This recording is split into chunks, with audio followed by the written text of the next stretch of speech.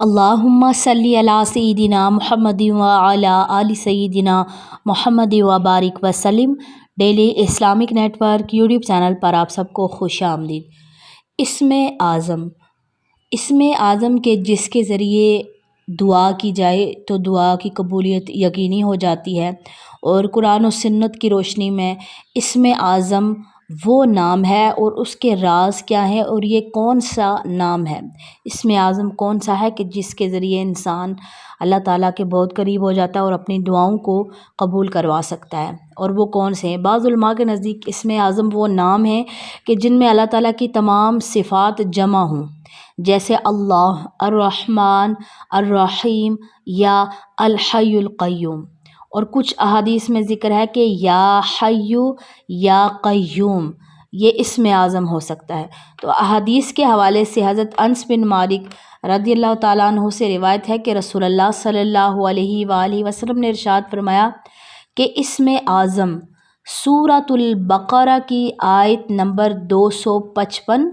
یعنی آیت الکرسی، اور سورہ آل عمران کی آیت نمبر 2 اور 3 میں موجود ہے۔ اور وہ کون سا ہے؟ حضرت عائشہ صدیقہ رضی اللہ تعالیٰ عنہا سے روایت ہے کہ رسول اللہ صلی اللہ علیہ وآلہ وسلم نے ارشاد فرمایا کہ اللہم انی اسألک بأنک انت اللہ لا الہ الا انت الاحد الصمد الذی لم یلد ولم یولد ولم یکن لہ کفوا احد۔ اس دعا میں بھی اسم اعظم کے موجود ہونے کا ذکر کیا گیا ہے۔ تو علماء کی کیا آراء ہے اس بارے میں؟ تو کچھ علماء کے مطابق اسم اعظم اللہ کے اسماء میں سے وہ خاص نام ہیں جو کسی خاص موقع پر اللہ تعالیٰ کی عظمت اور قدرت کو سب سے زیادہ ظاہر کرتا ہے، اور ہر شخص کے لیے وہ مختلف ہو سکتا ہے۔ اسم اعظم کے بارے میں ختمی علم اللہ تعالیٰ کے پاس ہے، اور اس کا اصل مقصد یہ ہے کہ انسان خلوص دل سے اللہ تعالیٰ کو پکارے اور اللہ تعالیٰ کی کسی بھی صفت یا نام کے ذریعے دعا کی جائے، اور خلوص، عاجزی اور یقین ہو تو وہ قبولیت کے قریب ہو جاتی ہے انسان کی دعا۔ اور اسم اعظم کی برکات کا اسلامی ذکر روایات اور علماء کے نزدیک بہت زیادہ کیا گیا ہے، یعنی اسم اعظم وہ بابرکت نام ہے یا صفات ہے کہ جن کے ذریعے اللہ تعالیٰ کو پکارا جائے تو انسان کی دعائیں قبول ہوتی ہے، مشکلات آسان ہوتی ہیں، دلی سکون نصیب ہوتا ہے، اور اسم اعظم کے ذریعے انسان کو کیا کیا حاصل ہوتا ہے اور کتنی روحانی طاقت ملتی ہے وہ بھی انشاءاللہ تعالیٰ آج کی ویڈیو میں ڈسکس کروں گی۔ سب سے پہلے کہ انسان کی دعا قبول ہوتی ہے۔ اسم اعظم کے ذریعے مانگی گئی دعا، اللہ تعالیٰ کے تمام جو نام ہیں 99 نیم صفاتی نام، یہ سارے ہی اسم اعظم ہیں۔ کسی بھی نام سے اللہ تعالیٰ کو پکارا جائے اللہ تعالیٰ دعائیں قبول کرنے والا ہے، لیکن احادیث کے مطابق کون سے نام زیادہ پکارے جائیں وہ میں نے آپ کو ابھی پیچھے بتا دیا ہے۔ تو اسم اعظم کے ذریعے مانگی گئی دعا کو اللہ تعالیٰ فوراً قبول فرماتے ہیں، جیسا کہ کئی احادیث میں بھی ذکر ہے کہ جو شخص اللہ کو اسم اعظم کے ساتھ پکارے گا اس کی دعا کبھی بھی رد نہیں کی جاتی۔ ایک اور حدیث پاک میں آتا ہے کہ جو شخص اللہ تعالیٰ کو اسم اعظم کے ذریعے پکارے اللہ تعالیٰ اس انسان کی دعا قبول فرماتا ہے اور اسے ہر وہ چیز عطا کرتا ہے جس کی وہ خواہش کرتا ہے۔ ترمذی میں یہ حدیث پاک موجود ہے، اور انسان کے مشکلات کا حل ہو جاتا ہے۔ اسم اعظم کا ذکر کرنا یا دعا انسان کی زندگی کی بڑی سے بڑی مشکل کو آسان فرما دیتا ہے، اور یہ ذہنی دباؤ ہو، مالی مشکلات ہوں، بیماری ہو، پریشانیاں ہوں، ان سے نجات دلانے کا سبب بھی بنتا ہے، لیکن سچے اور پکے دل سے اللہ تعالیٰ کو یاد کیا جائے۔ اچھا، قلبی سکون اور انسان کو روحانی ترقی کیسے ملتی ہے؟ اسم اعظم کا ذکر کرنے سے دل کو سکون ملتا ہے، اور انسان کے روح کو طاقت ملتی ہے، اور انسان اللہ تعالیٰ کے قریب اپنے آپ کو زیادہ محسوس کرتا ہے، اور جس سے اس کی روحانی حالت جو ہے وہ بہتر ہو جاتی ہے، زیادہ اس انسان کو روحانیت ملتی ہے۔ مصیبتوں سے حفاظت میں آ جاتا ہے وہ انسان۔ یعنی جو شخص اسم اعظم کے ذریعے اللہ تعالیٰ سے دعا کرتا ہے یا اسے ورد میں رکھتا ہے تو وہ اللہ تعالیٰ کی حفاظت میں رہتا ہے، شیطانی وسوسے، بری نظر اور ناگہانی آفات سے وہ انسان محفوظ رہتا ہے۔ اچھا، گناہوں کی معافی مل جاتی ہے ایسے لوگوں کو۔ اللہ تعالیٰ اسم اعظم کے وسیلے سے مانگی گئی معافی، اگر کوئی انسان اپنے گناہوں کی معافی مانگے اسم اعظم کے ذریعے تو بندے کو اللہ تعالیٰ معاف فرما دیتا ہے، بشرط یہ کہ وہ سچے دل سے توبہ کرے۔ اس انسان کے رزق میں برکت ہوتی ہے۔ اسم اعظم کے ورد کے ذریعے انسان کے رزق میں برکت آتی ہے اور انسان کی ضروریات آسانی سے پوری ہوتی ہیں اور وہ مالی تنگی سے بچا رہتا ہے، اور اللہ تعالیٰ کی محبت ایسے انسان کو حاصل ہوتی ہے۔ یعنی جو انسان اسم اعظم کا ورد کرے گا تو اللہ تعالیٰ کی محبت اور قربت اللہ تعالیٰ اسے عطا کرتا ہے، اور انسان کا ایمان جو ہے وہ مضبوط ہوتا ہے، اور وہ دنیاوی اور آخرت کے معاملات میں انسان کامیاب ہوتا ہے۔ یعنی دنیا میں بھی کامیاب ہوتا ہے اور آخرت میں بھی کامیاب ہوتا ہے، اور پھر ایسے لوگوں کو بیماریوں سے شفا ملتی ہے۔ یعنی کئی روایات کے مطابق اسم اعظم کے ذریعے مانگی گئی دعا بیماریوں سے اور جسمانی تکالیف سے شفا کا ذریعہ بنتی ہے۔ انسان کو اللہ تعالیٰ شفا نصیب فرماتے ہیں۔ اور عمل کے حصول کے لیے کوئی بھی عمل ہے تو دعا خلوص سے دل سے کی جائے، اور اللہ تعالیٰ پر کامل یقین ہونا چاہیے، وقت کی پابندی ہو اور استقامت کے ساتھ اسم اعظم کا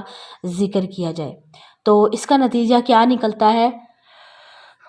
اسم اعظم کی برکات کا اصل راز بندے کی خلوص اور اللہ تعالیٰ پر کامل یقین میں پوشیدہ ہوتا ہے۔ یعنی جب کوئی شخص عاجزی اور خلوص کے ساتھ اللہ تعالیٰ کو پکارتا ہے تو اللہ تعالیٰ اپنی بے پناہ رحمت سے اس انسان کی ہر حاجت کو پوری کر دیتا ہے۔ بعض دفعہ ایسا ہوتا ہے کہ کوئی بھی دعا جو ہم مانگتے ہیں اللہ تعالیٰ سے تو وہ دعا ہماری لیٹ ہو جاتی ہے، ہمیں ایسا لگتا ہے کہ شاید اللہ تعالیٰ ہماری دعا نہیں سن رہے، یا اللہ تعالیٰ ہماری دعا کو قبول نہیں کر رہے، یا ہم دعا صحیح سے نہیں مانگ رہے۔ طرح طرح کے وسوسے شیطان کی طرف سے ہمارے دماغ میں آ جاتے ہیں کہ ہم نے تو ایسا بھی کر لیا، اسم اعظم سے بھی دعا مانگ لی۔ بعض دفعہ ایسا ہوتا ہے کہ اللہ تعالیٰ ہمیں کچھ بہترین عطا کرنا ہوتا ہے۔ ہم لوگ جو مانگ رہے، اشفاق احمد لکھتے ہیں کہ انسان جب دعا مانگتا ہے رو رو کر اللہ تعالیٰ سے گر گرا کر مانگتا ہے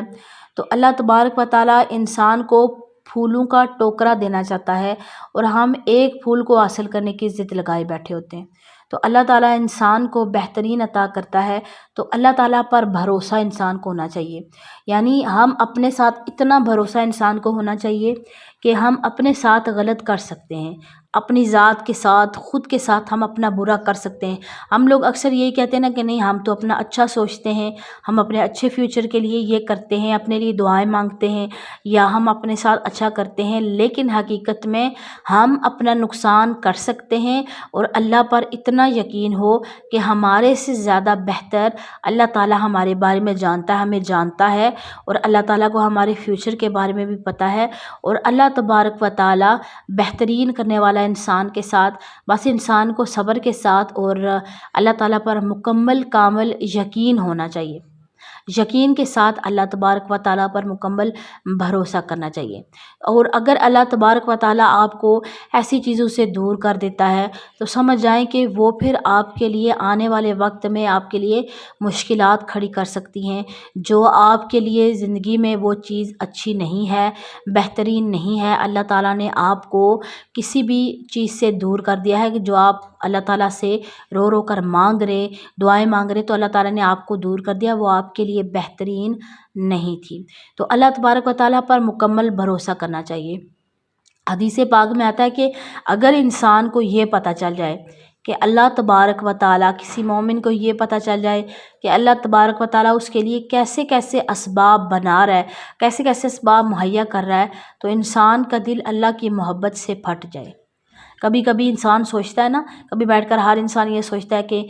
میرے والدین نے میرے ساتھ کتنی نیکیاں کی ہیں، میرے ساتھ کتنا اچھا کیا ہے، میرا فیوچر برائٹ ہو گیا ہے، میرے والدین نے مجھے پڑھایا لکھایا، یا میرے والدین نے میرے ساتھ نیکی کی، تو کتنی محبت آتی ہے انسان کے دل میں اپنے والدین کے لیے کہ ہمارے ساتھ کوئی بھی اچھا اگر کرتا ہے تو صرف ہمارے پیرنٹس ہیں جو ہمارے ساتھ اچھا کرتے ہیں، تو کتنی محبت آتی ہے۔ لیکن اگر انسان کو یہ پتہ چل جائے کہ اللہ تعالیٰ اس کے لیے کیسے کیسے اسباب کرتا ہے جو کہ اسے معلوم ہی نہیں ہے، کیسے کیسے اس کے لیے آسانیاں لا رہا ہے اور اس کے راستے سیدھا کر رہا ہے، تو انسان کا دل اللہ کی محبت سے پھٹ جائے۔ اتنی اللہ تبارک و تعالیٰ انسان کے لیے آسانیاں کرتا ہے۔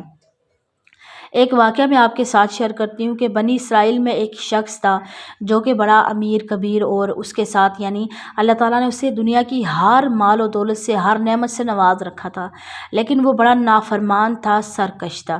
پھر اس پر آزمائش آئی اور سارا جو اس کا مال تھا اس سے چھین لیا گیا۔ جب سارا مال اس سے چھین لیا گیا تو پھر اسے یاد آئی میں تو اللہ تعالیٰ کی بڑی نافرمانی کرتا ہوں، میں تو بڑا سرکش ہوں، تو فوراً سجدے میں گیا، اللہ سے معافی مانگی اور توبہ کرنے لگا۔ لیکن اس کا مقصد یہ تھا کہ میں اللہ تعالیٰ کے سامنے جا رہا ہوں، اور مقصد یہ تھا کہ اللہ مجھے معاف کر دے، اور جو کچھ میری مال و دولت تھا، جو میری نعمتیں تھی دنیا کی میرے پاس، وہ اللہ مجھے واپس کر دے، یعنی مقصد اس کا دولت کا حصول تھا۔ تو پھر کیا ہوا کہ اس انسان نے دعا مانگی تو اللہ تعالیٰ نے اس کی دعا کو قبول کیا۔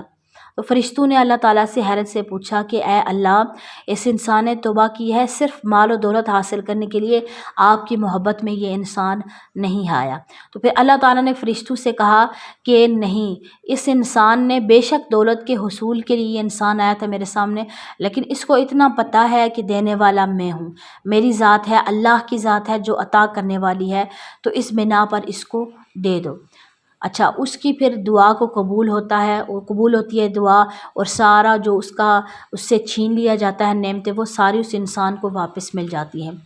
دوسری مرتبہ پھر اس کی آزمائش آتی ہے کچھ عرصے کے بعد، اور پھر اس سے سارا مال چھن جاتا ہے، پھر وہ دولت کے حصول کے لیے آتا ہے اللہ تعالیٰ کے سامنے کہ اے اللہ مجھے معاف کر دے، میں سرکش ہو گیا تھا اور مجھے بخش دے۔ پھر اللہ تعالیٰ اسے عطا کر دیتے، فرشتے پھر کہتے ہیں کہ اے اللہ، اس نے پہلے بھی توبہ کو توڑا تھا، اب پھر یہ آ گیا ہے، تو اے اللہ تعالیٰ اب اسے عطا نہ کیا جائے۔ لیکن اللہ تعالیٰ کہتا ہے کہ نہیں، اس کو عطا کرو، میں وہ جانتا ہوں جو تم نہیں جانتے۔ اللہ تعالیٰ نے یہ فرمایا۔ اس کے بعد پھر دوسری مرتبہ، تیسری، چوتھی، یہاں تک کہ 70 مرتبہ اس انسان نے توبہ کی اور توبہ کو توڑتا رہا، توڑ دی اس نے توبہ۔ 70 مرتبہ اس کو آزمایا گیا اور 70 مرتبہ اس نے توبہ توڑی، اور ہر بار پھر اللہ تعالیٰ کے سامنے آتا، توبہ کرتا، اور اللہ تعالیٰ اسے عطا کرتا۔ دوبارہ جب دولت ملتی وہ پھر سرکش ہو جاتا۔ 70 مرتبہ اس نے توبہ توڑی۔ توبہ جب اس نے 70 مرتبہ توڑی تو ایک دفعہ لیٹا ہوا تھا، تو اچانک سوچتا ہے کہ میں کتنا سرکش ہوں، میں کتنا نافرمان ہوں اللہ کا، کہ کتنی دفعہ مجھ سے مال دولت چھینا گیا، لیکن میں ہمیشہ اللہ تعالیٰ کے سامنے جاتا تھا اور اللہ مجھے معاف کر دیتا تھا، لیکن ہمیشہ میں کیا کرتا کہ پھر سے سرکش ہو جاتا، تو میں کتنا اللہ کا نافرمان ہوں۔ فوراً اٹھ کر اس نے وضو کیا اور پھر اللہ تعالیٰ کے سامنے آیا، سامنے آ کر اس نے 2 رکعت نماز نفل پڑھی، اور نفل پڑھنے کے بعد پھر اللہ تعالیٰ کے حضور سجدہ ریز ہوا کہ اے اللہ، اب میرے پاس دولت بھی ہے، میرے پاس سب کچھ ہے، لیکن اب میں اس دفعہ صرف تیری محبت میں آیا ہوں، اے اللہ تعالیٰ مجھے معاف کر دے۔ اب میں نہ دولت کے لیے آیا ہوں، نہ میں کسی اور چیز کے، میں سچے دل سے گناہوں سے معافی مانگتا ہوں، صرف میں آپ کی خاطر آیا ہوں۔ تو اللہ تعالیٰ فوراً فرشتوں کو کہتا ہے کہ دیکھو ذرا اس بندے کو، یہ کیا کر رہا ہے۔ فرشتے دیکھ رہے ہیں کہ کہتے ہیں کہ اے اللہ تعالیٰ، آج یہ صرف آپ کی خاطر آیا ہے، کیونکہ ابھی اس سے دولت 70 مرتبہ چھینی گئی، 71ویں مرتبہ اس سے دولت نہیں چھینی گئی، یہ صرف آپ کے لیے آیا ہے۔ تو اللہ تعالیٰ نے پھر فوراً فرشتوں سے کہا، کیا میں تمہیں نہیں کہا تھا کہ میں وہ جانتا ہوں جو تم نہیں جانتے؟ 70 مرتبہ اس نے توبہ توڑی، لیکن اب اس کے دل میں اتنی اس نے توبہ کی ہے کہ اللہ تعالیٰ نے اسے توفیق بخش دی ہے بار بار توبہ کرنے کی بنا پر، کہ اللہ تعالیٰ نے اسے اتنی توفیق دے دی ہے کہ آج وہ سچے دل سے توبہ کرنے کے لیے آ گیا۔ آج نہ وہ دولت کے لیے آیا، نہ وہ عزت کے لیے، نہ کسی اور چیز کے لیے، بلکہ صرف آج اللہ تعالیٰ نے فرمایا کہ میری خاطر آئے، تو میں نے تمہیں کہا تھا کہ میں وہ جانتا ہوں جو تم نہیں جانتے۔ اور پھر بتایا گیا کہ وہ انسان اللہ تعالیٰ کے نیک بندوں میں شمار ہوا۔ اللہ تبارک و تعالیٰ اتنی آسانیاں لاتے ہیں لوگوں کے لیے اور اتنی مہلت دیتے ہیں انسان کو، تو پھر ہمیں چاہیے کہ ہم اللہ تعالیٰ کا جو ذکر ہے وہ سچے دل سے کریں اور مکمل کامل بھروسہ اللہ تعالیٰ کی ذات پر کریں، اور کبھی بھی اللہ تعالیٰ کے سامنے شکوہ لے کر نہ جائیں کہ اللہ تعالیٰ نے ہمارے ساتھ ایسا کیا ایسا نہیں کیا، ایسا ہرگز نہیں کرنا ہے۔ اللہ تعالیٰ ایسے ایسے انسان کے لیے اسباب بناتا ہے کہ انسان کو پتہ بھی نہیں ہوتا اور اللہ آپ کے کام کر رہا ہے، انسان کو معلوم ہی نہیں ہے، اور اگر ہم بھروسہ کر لیتے ہیں اللہ تعالیٰ کے اوپر تو اللہ بڑا اس سے خوش ہوتا ہے اور اللہ تعالیٰ پھر انسان کو پھر نواز دیتا ہے۔ مجھے امید ہے کہ آج کی ویڈیو آپ کو پسند آئی ہوگی۔ السلام علیکم ورحمۃ اللہ وبرکاتہ۔